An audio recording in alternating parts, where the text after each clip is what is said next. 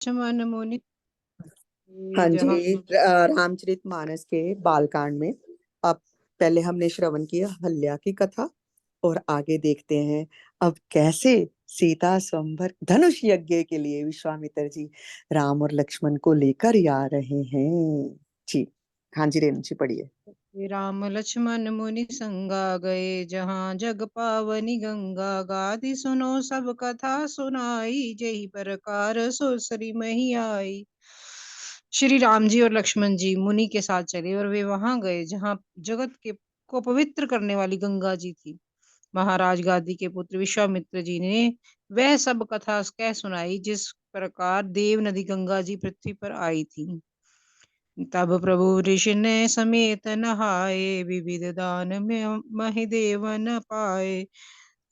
हर्ष चले मुनि वृंद सहाया बेगी विदेह नगर नियराया। तब प्रभु ने ऋषियों सहित गंगा जी में स्नान किया। ब्राह्मणों ने बांति बांति के दान पाए। फिर मुनि वृंद ने के साथ वे प्रसन्न होकर चले और शीघ्र ही जनकपुर के निकट पहुंच गए। पुर रम्यता राम जब देखी हर्षे अनुज समेत विशेषी वापी कूप सरित सरनाना सलिल सुधा सम मनी सोपाना। श्री राम जी ने जब जनकपुर की शोभा देखी तब वे छोटे भाई लक्ष्मण सहित अत्यंत हर्षित हुए। वहां अनेकों बावलियां कुएं नदी और तालाब हैं जिनमें अमृत के समान जल है और मणियों की सीढ़ियां बनी हुई हैं। गुंजत मंजू मत रस भृंगा कूजत कलबहु बरण विहंगान वरण वरण बिकसे बन जाता त्रिविध समीर सदा सुखदाता। मकरंद रस से मतवाले होकर भौरे सदा सुंदर गुंजार कर रहे हैं। रंग बिरंगे पक्षी मधुर शब्द कर रहे हैं। रंग रंग के कमल खिले हैं। सदा सब ऋतुओं में सुख देने वाला शीतल मंद सुगंध पवन बह रहा है। सुमन वाटिका बाग बन विपुल विहंग निवास फूलत फलत सुपल्लवत सोहत पुर चहु पास सियावर राम जय जय राम मेरे प्रभु राम किया कल्याण मेरे हनुमान किया कल्याण। पुष्प वाटिका बाग वन और जिसमें जिनमें बहुत से पक्षियों का निवास है। फूलते फलते सुंदर पत्तों से लदे हुए नगर के चारों ओर सुशोभित है। हाँ जी, आगे चलते हैं हम। अब जब चल दिए हैं धनुष यज्ञ के लिए विश्वामित्र जी के साथ राम और लक्ष्मण, तो रास्ते में जब गंगा नदी के तट पर पहुंचे हैं, तो फिर वहां पर विश्वामित्र जी ने गंगा की उत्पत्ति कैसे हुई और सारी की सारी बहुत विस्तार से कथा, यहाँ पर तो तुलसीदास जी ने इसको ऐसे ही समेट के आगे चल दिया ना कि सुंदर की सुंदर। गंगा के जन्म की कथा विस्तार से सुनाई। तो पूरी विश्वामित्र जी ने उनको पूरी कहानी की सगर के पुत्रों ने कैसे लेके आए ये सब सुनाया वहां पे, क्योंकि मिथिला तक पहुंचते पहुंचते विश्वामित्र जी प्रभु को सब कथाएं सुनाते ही जा रहे हैं। और जब पहुंचे हैं जनकपुर के निकट, तो जनकपुर की शोभा तो ऐसी है, देखो जहां पर जगत जननी का जन्म हुआ है, तो उसकी शोभा तो कैसे वर्णन की जा सकती है। तो इतनी सुंदर है जनकपुरी, भौरे गुंजार कर रहे हैं, रंग बिरंगे फूल हैं, पक्षी हैं, कमल खिले हुए हैं, और शीतल मंद सुगंध पवन बह रहा है। क्यों ना हो, क्योंकि जगत जननी माता सीता वहां पर हैं जनकपुर में, और राजा जनक तो वैसे ही विदेह के नाम से हैं। तो उस जनकपुरी का तो कैसे ही वर्णन किया जा सकता है। वहां पर पहुंचे हैं, आगे चलते हैं, देखते हैं प्रभु की लीला। हाँ जी। नगर की सुंदरता का वर्णन करते नहीं बनता। जहां जाता है वहीं लुभा जाता है। सुंदर बाजार है। मणियों से बने हुए विचित्र छज्जे हैं मानो ब्रह्मा ने उन्हें अपने हाथों से बनाया है। धनिक बनिक बर बदन समाना बैठे सकल वस्तु लैना नाचो हट सुंदर गली सुहाई संतत रहे सुगंध सिंचाई। कुबेर के समान श्रेष्ठ धनी व्यापारी सब प्रकार की नेक वस्तुएं लेकर दुकानों पर बैठे हैं और सुंदर चौराहे और सुहानी गलियां सदा सुगंध से सिंची रहती हैं। मंगल में मंदिर सब केरे चित्रित जन रतिनाथ चितेरे। पुर नर नारी सुबंग सुचि संता धर्मशील ज्ञानी गुणवंता। सबके घर मंगल में है, उन पर चित्र कड़े हुए हैं जिन्हें मानो कामदेव रूपी चित्रकार ने अंकित किया है। नगर के स्त्री पुरुष सुंदर पवित्र साधु स्वभाव वाले धर्मात्मा ज्ञानी और गुणवान हैं। अति अनूप जय जनक निवासु बिथ कहीं विबुध बिलोक बिलासु। होत चकित चित कोट बिलो की सकल भुवन शोभा जन रोकी। जहाँ जनक जी का अत्यंत सुंदर निवास स्थान महल है, वहां भी विलास को देखकर देवता भी थकित स्तंभित हो जाते हैं। मनुष्यों की तो बात ही क्या है। राजमहल के परकोटे को देखकर चित चकित हो जाता है। ऐसा मालूम होता है मानो उसने समस्त लोकों की शोभा को रोक रखा है। धवल दाम मणिपुरट पट सुघटित नाना भांति सिय निवास सुंदर सदन शोभा किमि कहि जात सियावर राम जय जय राम। मेरे प्रभु राम किया कल्याण, मेरे हनुमान किया कल्याण। आगे भी पढ़ दीजिए, जनकपुर की शोभा ही है सारी आगे भी। गद्वार सब कुल से बुढ़का पाटा भूर पी भूप वीर नट मागध बाटा। बनी विशाल बाजी गजशाला है गैरथ संकुल सब काला। राजमहल के सब दरवाजे सुंदर हैं, जिनमें वज्र के मजबूत हीरों के चमकते किवाड़ लगे हैं। वहां राजाओं नटोर मागधों की बांटों की भीड़ लगी रहती है। घोड़ों हाथियों के लिए बहुत बड़ी बड़ी गुड़शालें गजशालाएं बनी हुई हैं, जो सब समय घोड़े और हाथी रथों में भरी रहती हैं। सुर सुर सचिव सनीपत बहु तेरे नृपगृह सरिस सदन सब केरे। पुर बाहिर सर सरित समीपा उतरे जय तै विपुल महीपा। बहुत से शूरवीर मंत्री सेनापति हैं, उन सब के घर ही राजमहल सरीखे ही हैं। नगर के बाहर तालाब और नदी के निकट जहां तहां बहुत से राजा लोग उतरे हुए हैं। देख अनूप एक अवराई तब सब सुपास सब भांति सुहाई। कौशिक कयो मोर मन माना यहाँ रहे रघुबीर सुजाना। आमों का अनुपम भाग देखकर जहाँ सब प्रकार के सुबीते थे, जो हर सब तरह से सुहावना था, विश्वामित्र जी ने कहा, हे सुजान रघुवीर, मेरा मन कहता है कि यहीं रहा जाए। भले ही नाथ कही कृपा निकेता उतरे तय मुनि वृंद समेता। विश्वामित्र मुनि महामुनि आए समाचार मिथिलापति पाए। कृपा के दाम श्री रामचंद्र जी अच्छा बहुत अच्छा स्वामिन कहकर वही मुनियों के समूह के साथ ठहर गए और मिथिलापति समाचार पाया कि महामुनि विश्वामित्र आए हैं। संग सचिव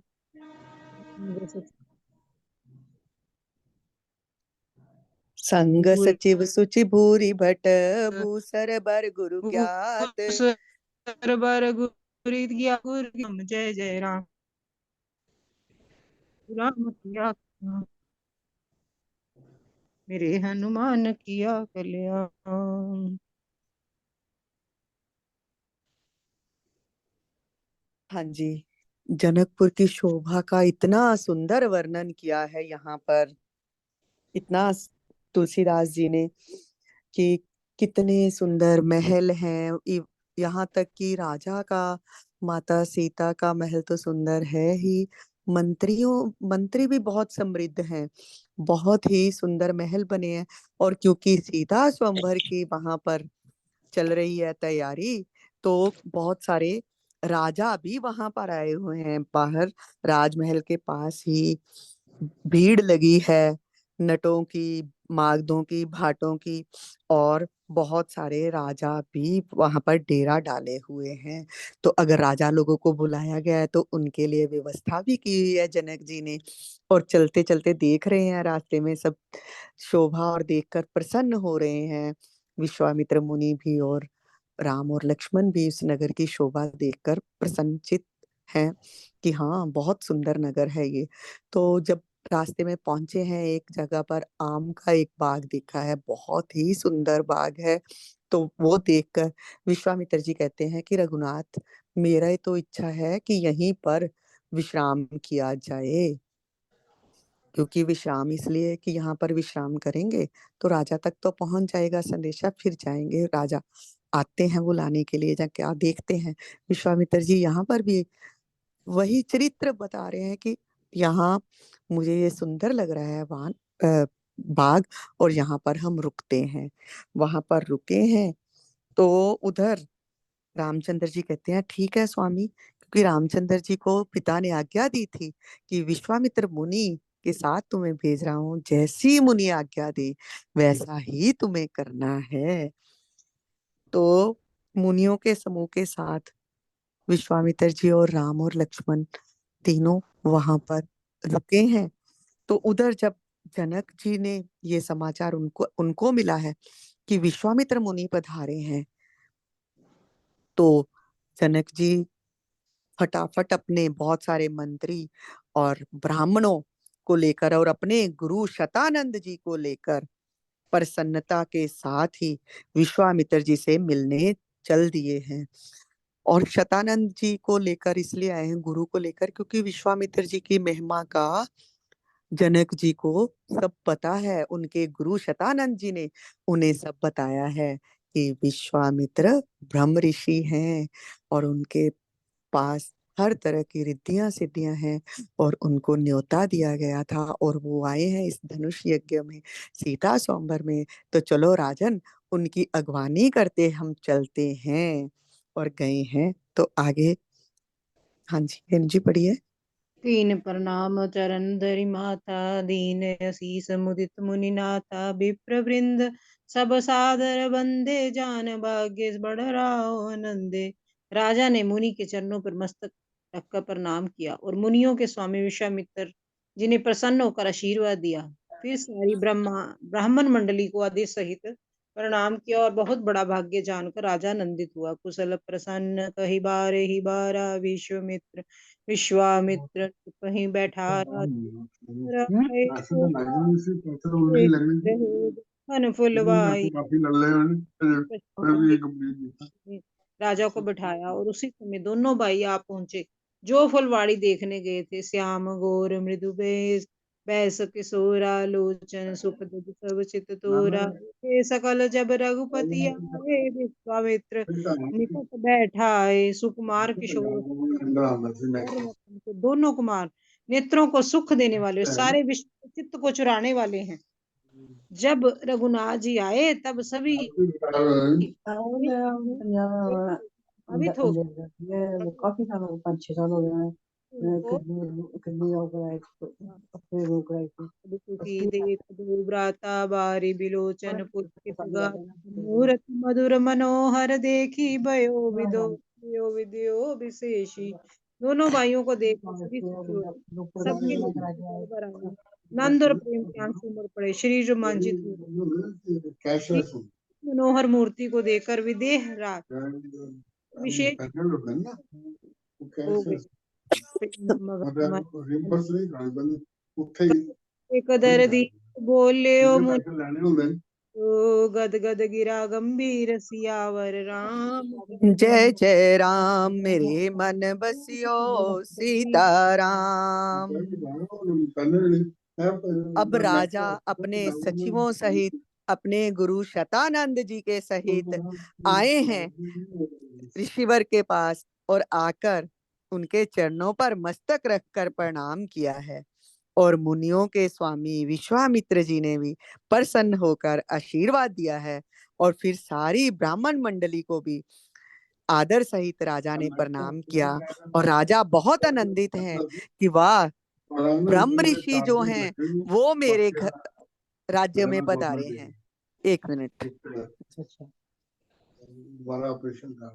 पिताश्री, आपकी सब बातें हम भी सुन रहे हैं।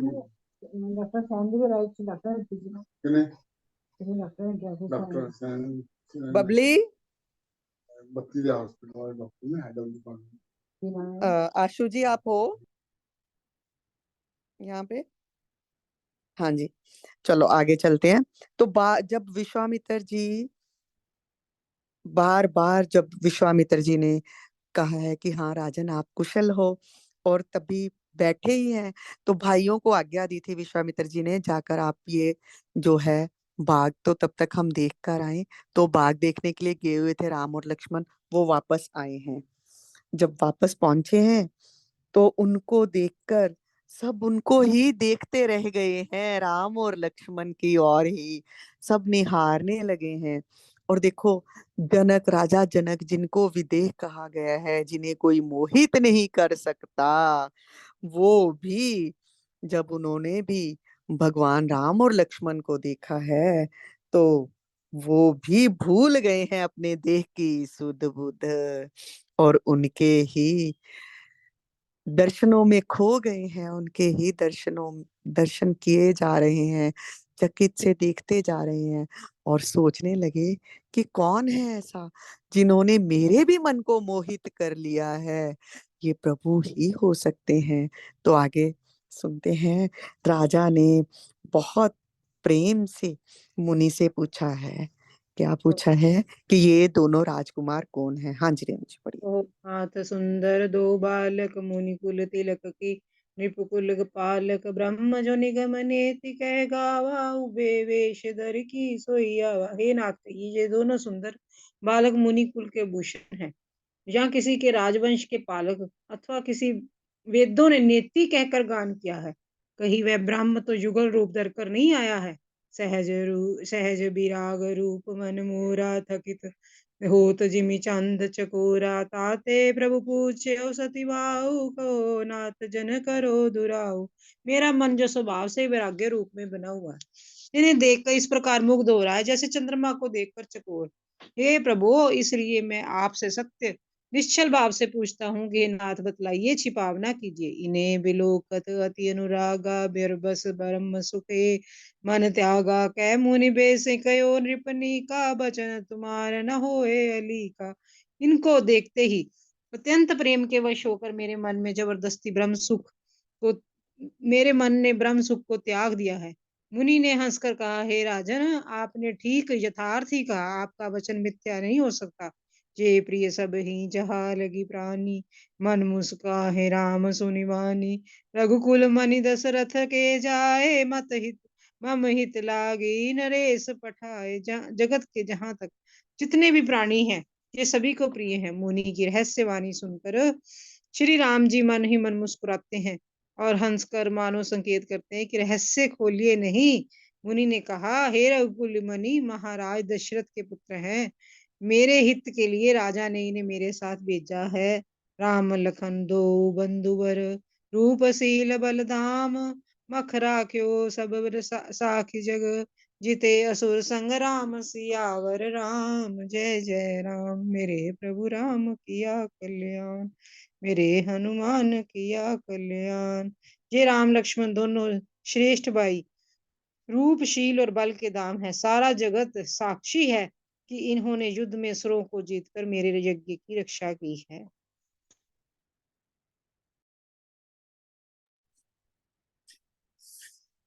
हाँ जी। अब जब जनक ने देखा है, राम राम की ओर देखते ही इतना मोहित हो गए हैं, इतना हृदय आनंद से भर गया, अपने देख के सुध बुध ही भूल गई है।